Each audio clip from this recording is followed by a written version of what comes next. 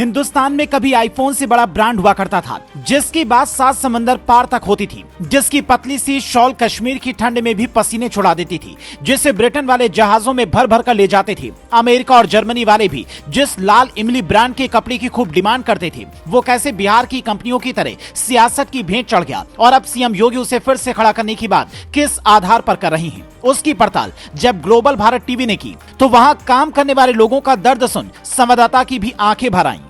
कि हम लोग बच्चों की शादी तक नहीं कर पा रहे हैं, क्योंकि जो भी शादी करने वाले कहते हैं वो तो मिल बंद है, ना कोई कमाने वाला है, ना कोई खिलाने वाला है। इससे हम लोग को देख के ही दूर भागते हैं लोग। 30 महीने से वेतन नहीं है, 6 साल से बोनस नहीं है, रिइंबर्समेंट नहीं है। ये अपने बच्चों को कैसे खिला रहे हैं, कैसे पढ़ा रहे हैं।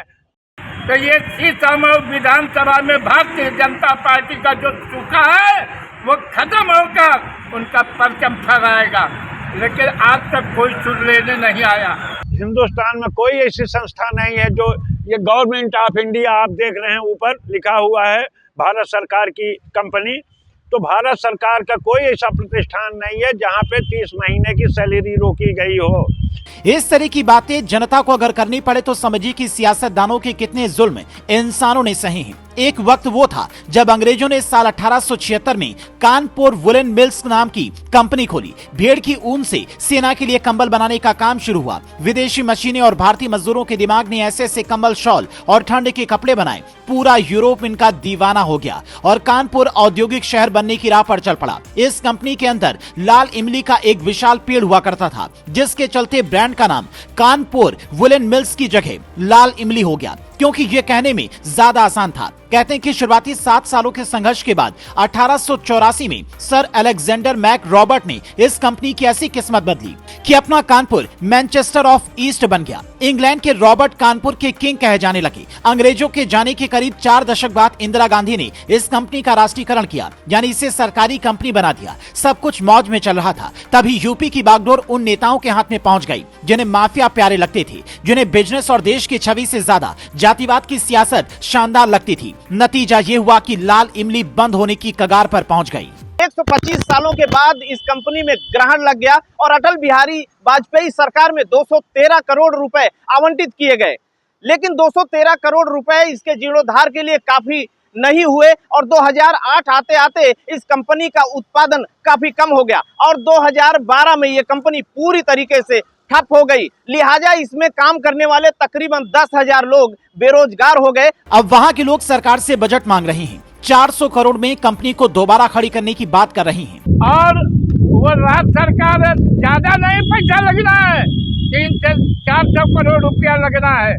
हर विधानसभा में आप बांट रहे हो।